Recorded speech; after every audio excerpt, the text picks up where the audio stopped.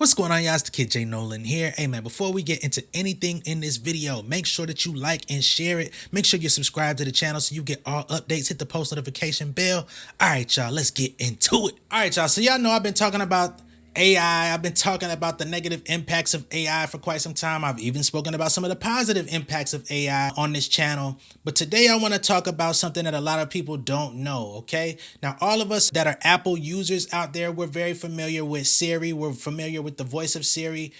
Me personally, I don't use Siri. I've always disabled her as soon as I get a new iPhone. That's just me. I don't like speaking to a robot voice, and I don't want one speaking to me at no point. I don't want you responding to me. So many times I was talking to people in my household or different things like that, and Siri just pop up asking me what I said or trying to deliver what I was talking about. I don't like that shit. All that being said, some of y'all may know this story. A lot of y'all probably don't, but the original voice actor, Miss Susan Bennett, she is the original voice behind Siri. She has never been paid not a single penny, dime, or quarter, let alone a dollar, for the usage of her voice in the audio training that became Siri in all of our devices that we use today. And I want to talk about her story. She's talked about this on numerous occasions. She's done a TED talk about this, but as we get further into this whole AI technology thing, all of this voice emulation, voice training, it doesn't seem like any of this stuff is going anywhere, but I do want to talk about the negative impacts because I have been talking about AI on my channel,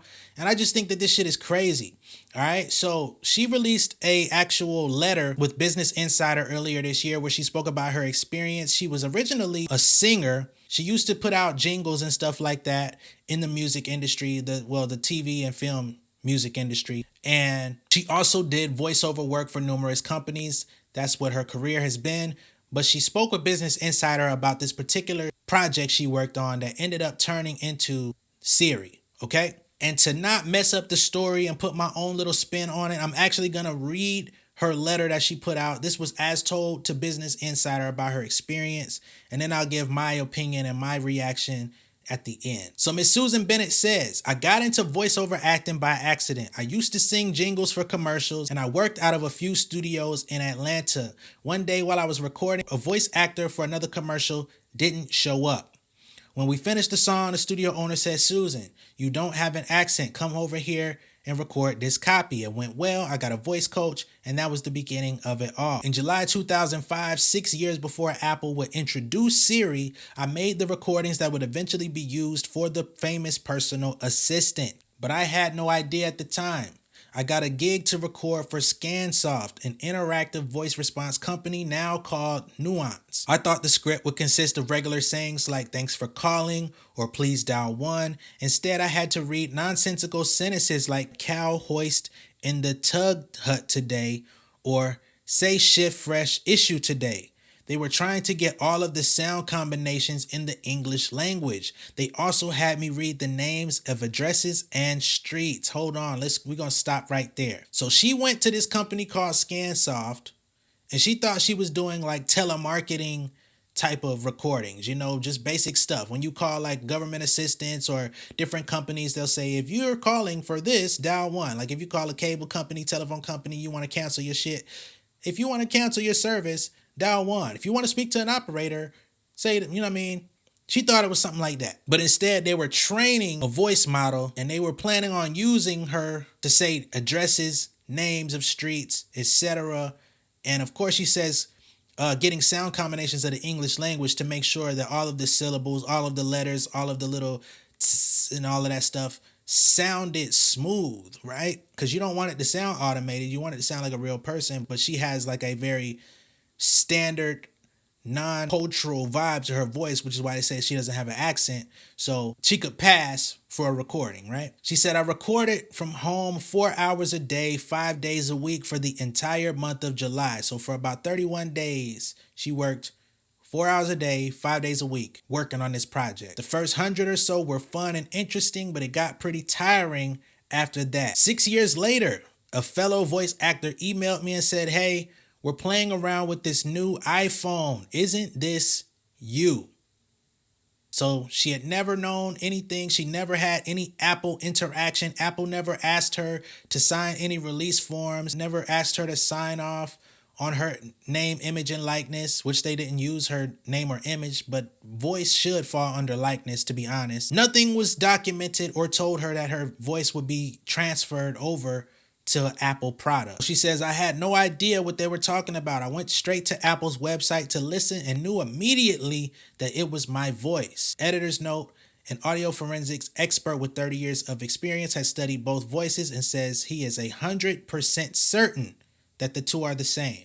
She said, I was paid for the gig through ScanSoft, but because Apple had bought the recordings from ScanSoft, I never got a penny or any recognition from Apple. It was a strange situation to say the least. So we don't know what that initial contract from ScanSoft said, what the language of it was, if there was some sort of perpetuity in there, if there was some sort of we own all of these vocals completely and without indemnification, we have the right to sell, use, you know what I mean, however we see fit. All of these types of things that fall into contracts, we don't know if it said that. I'm sure they did, which is why she can't sue. But it just goes to show you the immoral and unethical practices that some of these businesses out here are doing. And for those of y'all that are being gullible or finding yourselves getting tricked into doing these types of services, it's a bad look. So boom, initially she says, of course, I was very flattered, but I was also worried that my voice would become so ubiquitous that it would affect my ability to book other gigs. I loved my voiceover career and I didn't want to be pigeonholed as a virtual assistant voice. Apple later released different accents and languages for Siri. I met John Briggs, a famous BBC announcer in England who voiced the original British version of Siri. I also connected with Karen Jacobson, a voice actor and singer who was the original Australian Siri. From my conversations with them, they had the exact same experience. They made recordings in 2005, not knowing what they'd eventually be used for, and then their voices ended up being purchased by Apple and used for Siri. The fact that Apple didn't pay us meant that we didn't have a non-disclosure agreement either. We all decided, well, we might as well see if we can make it work for us. We began to promote ourselves. So she decided to take matters in her own hands, as well as the other Australian Siri, English, British voice actor Siri. All of them, they decided to start marketing themselves and using it and harnessing it as a talking point for themselves, right? So she says, I've been featured on TV shows, given a TEDx talk, and spoke on the radio. It's not something I ever would have seen myself doing 15 years ago, but it's been really fun. If you ever go to the Atlanta airport, I'm the voice of the Delta Airlines gates announcements, and it's clear that companies are still pulling from that nuance pot even today. My son is always hearing my voice in different commercials. So she got paid probably one time or over the course of 30 days, which she may have gotten paid weekly or something like that from this company back in 2005 or whatever year that was. I think it was 2005, 2006. Got paid for that little term of work, but now her voice has basically been sampled by Apple for Siri, been sampled by Delta Airlines. It's been sampled by so many other companies that have just taken the data registered from her voice and inflections, and they were able to put words behind it to say whatever they wanted to. And these companies don't even have to pay her any royalty, any fees, anything in order to sustain her livelihood. They just have her voice in perpetuity, and Nuance is basically able to sell this voice model to anyone that wants to use it. So she says, I tell my friends to always keep an ear out for my voice when you're watching TV. A few years ago, my agents recognized my voice in a commercial for a major car company. Luckily, they were able to get in contact with the advertisers and get me paid. I'm part of the Screen Actors Guild, and as a union, they're extremely helpful in getting members compensated. So this is a big one. Definitely look further into that. We talk about SAG as far as when it comes to actors. SAG does have a little bit of relationship with the music industry, not very strong. But this is definitely something that we got to get more accustomed to talking about, trying to get people assigned to SAG, right? Or SAG-AFTRA. She says, I think a lot of people don't even consider that there are human beings behind AI voices or that a real person recorded it and deserves to be paid. They've updated the voices of Siri several times over the years, so it's not me anymore. The original was a little snarky in a fun way. They gave her a great sense of humor and a sharp wit. I think a lot of people talked to her just to see what she would say. Now, Siri sounds a little blander to me. I never talked to Siri when she had my voice. It was just too weird. She says, I still do auditions here and there, but I don't record as much now. In the voiceover business, most of us don't get as much work as we age, unless you're Morgan Freeman, who will probably still be doing voiceovers when he's 100. There's no way to measure the downside or the work I might have lost as a result of voicing Siri, but I like to look at the positive side. It's really been fun being Siri. It's really given me a lot of really wonderful opportunities that I wouldn't have had otherwise, so no complaints here. But I do like to joke that if everyone who has an iPhone sends me $1, that would be pretty good compensation. So she took it on the chin. She maintained a pretty upbeat attitude about the situation. I can only imagine how she felt actually going through that turmoil of her voice popping up all over the world and not being properly compensated for it. It seems to me that it wasn't until she decided to harness it and put herself out there, which is something that I'm pretty familiar with, because even in sync licensing field, I do a lot of songs for different companies. My music is passed around to different companies, gets in all of these different films, TV commercials, TV shows, all of that type of stuff. I don't always get notified of where my voice is. I don't always get properly credited. Sometimes these companies take credit for my voice. They'll release the song, with the artist name being their company name instead of it saying Jay Nolan. I still get compensated for it, which is something that she didn't have the benefit of. But it wasn't until I started actually telling people that I have these placements. It wasn't until I started actually sharing clips from these shows, these TV commercials, these advertisements, all of these different things, that people started to recognize, okay, this is something that this dude really does. This is something that's really remarkable. This is something that he's building a career off of. I've been able to become a full-time artist, musician, and content creator off of this, where I don't clock into anyone's job. But it wasn't until I actually started harnessing what could have been viewed as a negative and turning it into a positive. So I can only imagine, how much work it took for her to get to that place where she started getting all of these other opportunities, hiring an agent, having the Screen Actors Guild, work on her behalf to find where her voice is being used so that she can be compensated for it. All of that type of stuff takes time, takes effort, takes energy. Sometimes it takes money, because SAG is not free to join.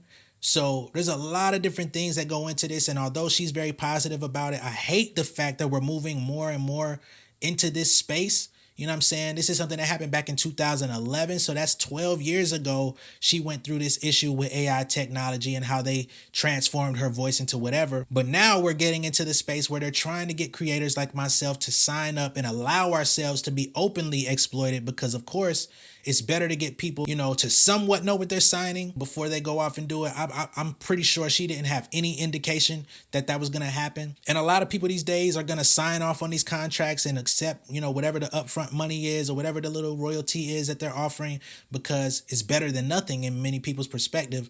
But it's all very predatory at the same time. So I hate that this happened to her. She's very upbeat and happy about it. Things have worked out in her favor. But this is just to let you guys know what is going to happen to a lot of people out there. It's already happened to a lot of people. But as AI technology continues to get better, somebody has to train this stuff. These voices are not coming out of thin air, right? I'm sure the voice actor for Alexa probably went through the same thing with Amazon. You know what I'm saying? So all of this stuff is really crazy. All of it, I hate to say it, but it just takes advantage of the creators. It puts us in a disparaging position. It puts us in a position of less power, you know what I mean?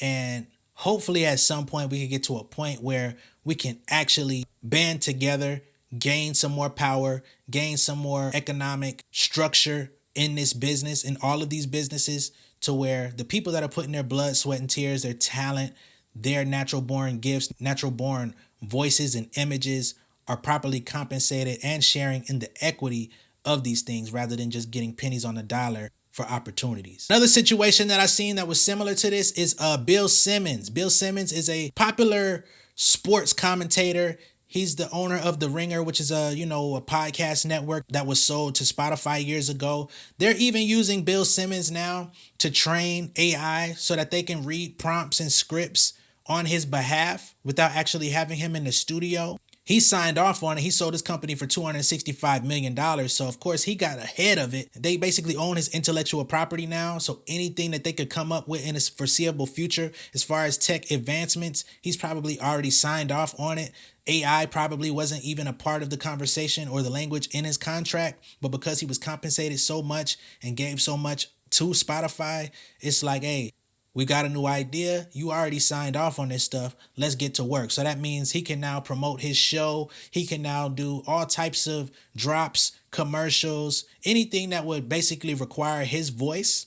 They can now use his voice to make announcements, commercials, advertisements, all of these different types of sound bites. And he doesn't actually have to record any of it because they've already trained a voice model to sound just like him. So all of this stuff is crazy. Again, let me know what y'all think of this down below in the comments. Be sure to like and share this video. If this is your first time seeing me on YouTube, go ahead and hit that subscribe button, hit the post notification bell for all updates, and I'll see y'all on the next one, all right? Much love and respect, y'all. Peace. Beautiful people, thank you for tuning in. I hope that you enjoyed the content. Make sure that you're liking and sharing these videos. Make sure that you're subscribed to the channel. Hit the post notification bell so you get all updates. For all of my artists, my artist managers, songwriters, producers, etc. If you need a little bit of extra help with your career, man, make sure that you visit pengameelite.com, okay? That's my website and my community for all upcoming rising music creators. I got 2 books on there, the Pen Game Portfolio Volume 1 and 2. They're going to give you a lot of insights into the music industry, how to monetize your career, how I make my money off of music, because I am a full-time artist outside of doing YouTube videos. If you need some direct help, you can also book a consultation with me on the Pen Game Elite website.